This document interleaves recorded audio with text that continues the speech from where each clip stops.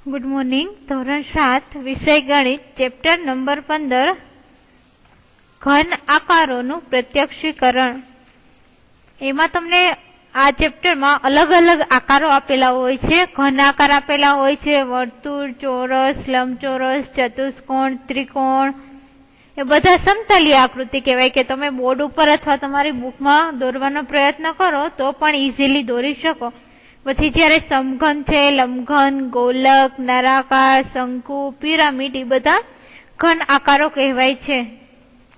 जे तमे समतलीय आकृति दोरो छो एने 2D आकृति कहेवाशे अने जे घन आकारो आपने जोया समघन, लंबघन ए बधा 3D आकृति कहेवाशे। पछी घन आकार छे ए बे प्रकारमां आवशे, एक तिर्यक आकृति अने एक आइसोमेट्रिक आकृति। એટલે કે આઇસોમેટ્રિક આકૃતિ એટલે કે જે ટપકા ટપકા ટપકા ઉપર આપણે રંગોળી દોરીએ તો એવી રીતના જે આકૃતિ હશે એને આઇસોમેટ્રિક કહેવાય અને જે આપણે લાઈનમાં ચોરસ લંબચોરસ દોરતા હોય સીધી લાઈનમાં એને તિર્યક આકૃતિ કહેવાય। હવે જોઈએ સ્વાધ્યાય 15.1 એમાં કીધું છે કે સમઘન બનાવવા માટે ઉપયોગમાં લઈ શકાય તેવી આકૃતિ ઓળખો।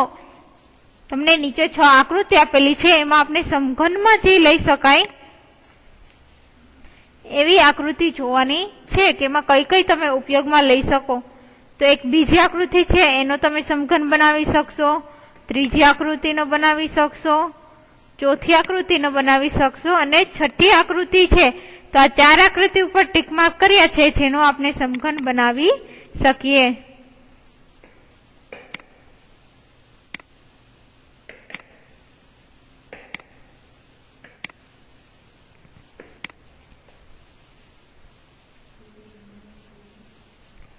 एना पछी जोईए दाखला नंबर 2 के दरेक सपाटी पर टपका होय तेवा समघन ने पासो कहे छे।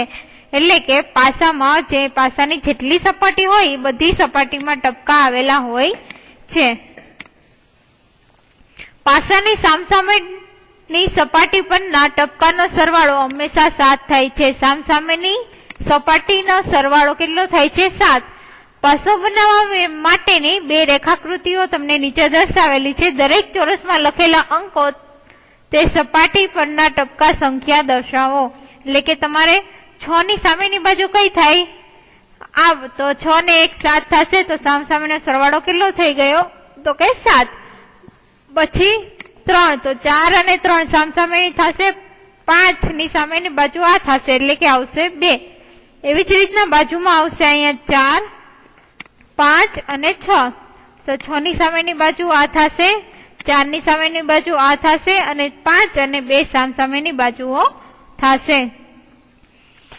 ત્રીજો છે કે બાજુમાં દર્શાવેલી આકૃતિ રેખાકૃતિ પાસાની આકૃતિ હોઈ શકે કે ન હોઈ શકે। તમને બાજુમાં આ આકૃતિ છે પાસાની હોઈ શકે કે ન હોઈ શકે એ કહેવાનું છે તો કે ના આ પાસો હોઈ શકે નહીં। શું કામ? કારણ કે પાસાના અંકોનો સરવાળો સામસામેની બાજુનો કેટલો થવો જોઈએ 7 થવો જોઈએ।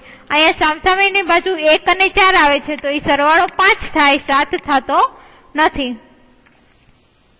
એટલે કે આ હોઈ શકે નહીં। પછી અહીંયા પણ બીજી જુઓ કે 3 ને 6 સામસામેની બાજુ તો સરવાળો 9 થાય છે 7 થતો નથી તો એ પણ સામસામેની બાજુનો સરવાળો 7 નથી થતો એટલે હોઈ શકે નહીં। એના પછી ચોથો દાખલો જોઈએ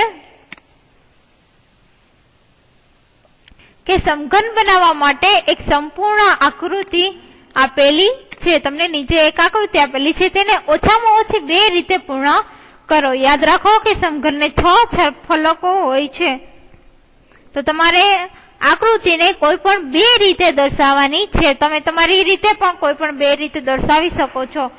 અહીં આપેલી આકૃતિમાં કેટલી આકૃતિ છે એ જણાવવાનું છે। જો તમને ગમે તો સરળતા માટે ચોરસ ખાનાવાળા કાગળનો પણ ઉપયોગ કરી શકો। તો એક આકૃતિ કેવી રીતના બની શકે અહીંયા હું દર્શાવું છું કે 1 2 3 અને 4 ખાના આપેલા છે।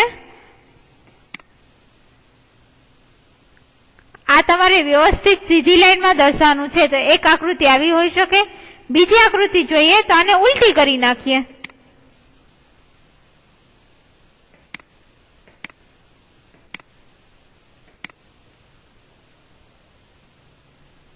तो આવી એક આકૃતિ હોઈ શકે।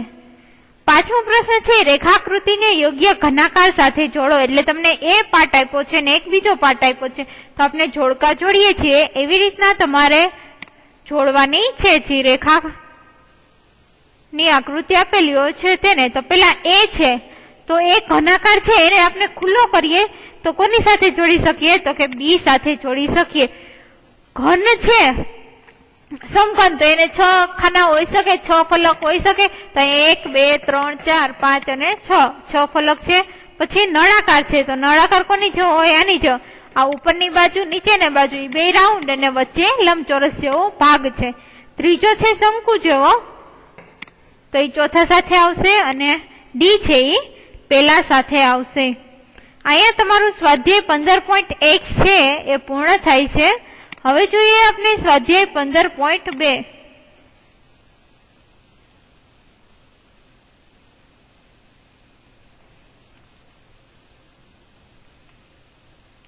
એમાં કીધું છે આઇસોમેટ્રિક ડોટ પેપર પર નીચેના આકારોને આઇસોમેટ્રિક સ્કેચ પર બનાવો. એટલે કે તમારે આ જ આકાર પણ ટપકા ટપકામાં દર્શાવવાનો છે. નીચે જોઈએ કે એ ટપકા ટપકામાં આપણે કેવી રીતના દર્શાવી.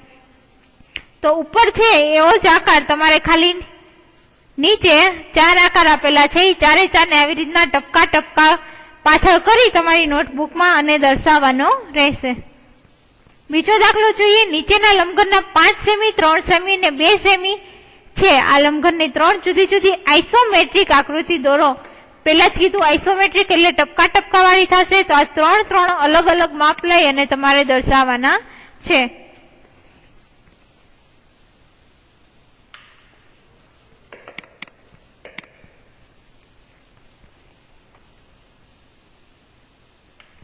ત્રીજું છે જેની બાજુ 2 સેન્ટીમીટરની છે એવા 3 સમઘન બાજુ બાજુમાં ગોઠવી અને લંબઘન બનાવે છે. આ લંબઘનની તિર્યક અથવા આઇસોમેટ્રિક આકૃતિ દોરો. એટલે કે તમને ટૂંકમાં 2 સમઘન તમારે અથવા તો 2 લંબઘન છે એ જોઈન્ટ કરવાના છે. એમાં એક પાછળ ડોટમાં કરવાની છે એટલે કે આઇસોમેટ્રિક, અને એક તિર્યક કરવાની છે એટલે કે લાઈનમાં કરવાની રહેશે. ચોથું છે નીચેના દરેક આકાર માટે તિર્યક આકૃતિ દોરો. એટલે કે તમને નીચે 2 આકાર આપેલા છે. પેલા ઊંધું હતું, આપણે તિર્યક આપેલી હતી, આઇસોમેટ્રિક દોરવાની હતી. હવે આઇસોમેટ્રિક આપેલી છે અને તિર્યક દોરવાની છે. એટલે કે પાછળ ડોટ છે એની જગ્યાએ પાછળ લાઇનિંગ કરી અને ઉપરનો આકાર સેમ નીચે ફરીથી તમારી બુકમાં દોરવાનો રહેશે. પાંચમો દાખલો છે નીચેના દરેકની તિર્યક આકૃતિ અને આઇસોમેટ્રિક આકૃતિ દોરો. પેલાનું માપ આપેલું છે 5 સેમી 3 સેમી અને 2 સેમી નો લંબઘન, અને બીજું છે 4 સેમી નો સમઘન. એટલે તમને આ 2 આકૃતિ છે એ આપેલી છે, એક તિર્યક આપેલી છે ને એક આઇસોમેટ્રિક. આ આકૃતિઓ તમારે તમારી રફ બુકમાં દોરવાની રહેશે. બંને આકૃતિઓ છે એ તિર્યક અને આઇસોમેટ્રિક બંનેમાં દોરવાની છે. હવે જોઈએ સ્વાધ્યાય 15.3.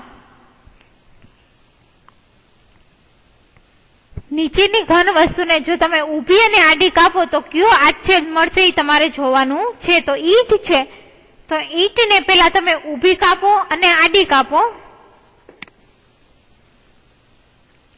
તો ઈંટને ઊભો કાપશો એટલે પેલા મળશે લંબચોરસ. ઊભો કાપતા ઈંટને શું મળશે? લંબચોરસ. અને બીજો પણ શું મળશે? લંબચોરસ. એટલે કે ઊભો અને આડો કાપતા ઈંટને શું મળશે? લંબચોરસ આકાર મળશે. બી છે ગોળ સફરજન, તો એને ઊભો અને આડો બંનેમાં કાપતા શું મળશે? તો કે વર્તુળ અને વર્તુળ. ઊભો કાપશો તો પણ વર્તુળ મળશે, આડામાં પણ વર્તુળ મળશે. પાસામાં પણ એવી જ રીતના ઊભો કાપશી તો પણ એને ચોરસ આકાર મળશે અને આડો કાપશી તો પણ ચોરસ આકાર મળશે. ડી છે વર્તુળાકાર નળી, તો એને ઊભો કાપશી તો લંબચોરસ મળશે, એટલે કે ડી ઊભો કાપશી તો લંબચોરસ મળશે અને આડો કાપશી તો શું મળશે? વર્તુળ. આ ડી નો જવાબ છે. અને ઈ છે આઈસ્ક્રીમ નો કોન, તો ઊભો કાપશી તો એને ત્રિકોણ મળશે અને આડો કાપશી તો વર્તુળ મળશે. તો સ્વાધ્યાય 15.3 છે એ પૂર્ણ થાય છે. હવે જોઈએ 15.4. આકૃતિમાં બતાવ્યા પ્રમાણે નીચેના ઘન આકારોની ઉપર ઇલેક્ટ્રિક બલ્બો સળગાવવામાં આવેલ છે.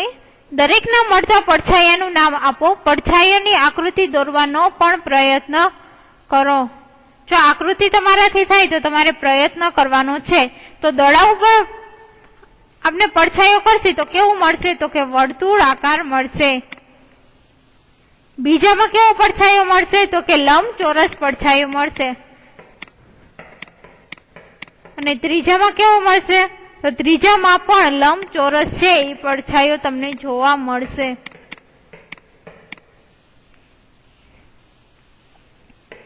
બરોબર. હવે આપણે બીજો જોઈએ.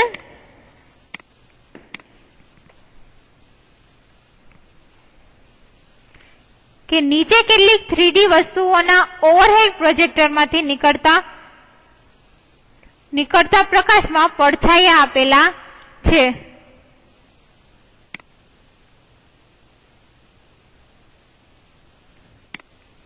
દરેક વસ્તુ કયા આકારની છે તે નક્કી કરો. દરેકના એકથી વધુ ઉત્તરો પણ હોઈ શકે. તો ધારો કે ગોળ પડછાયો છે એ કોનો હોઈ શકે? તો કોઈ પણ બોલ છે, ફૂટબોલ છે, ક્રિકેટ બોલ છે, બાસ્કેટબોલ છે એનો હોઈ શકે. ચોરસ પડછાયો કોનો હોઈ શકે? તો કે પાસો છે એનો હોઈ શકે. ત્રિકોણ પડછાયો શંકુ જેવો છે તો એ કોઈ પણ ટોપીનો હોઈ શકે, અથવા તો આઈસ્ક્રીમનો કોન છે એનો હોઈ શકે. લંબચોરસ તો કે ઈંટ છે તો ઈંટનો લંબચોરસ પડછાયો હોઈ શકે, અથવા તો પાણીની પાઇપ છે તો એનો પણ લંબચોરસ પડછાયો હોઈ શકે છે.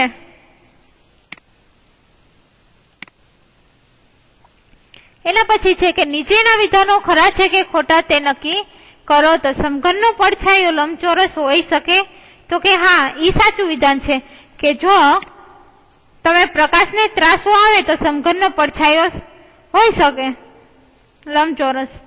અને સમઘનનો પડછાયો ષટકોણ હોઈ શકે? તો કે ના, બીજું વિધાન છે એ ખોટું છે કે સમઘનનો પડછાયો છે એ ક્યારેય ષટકોણ હોઈ શકે નહીં. તો અહીંયા તમારું સ્વાધ્યાય 15.4 છે એ પૂર્ણ થાય છે અને સ્વાધ્યાય 15 પણ પૂર્ણ થાય છે. ચેપ્ટર 15 છે એ અહીંયા પૂર્ણ થાય છે.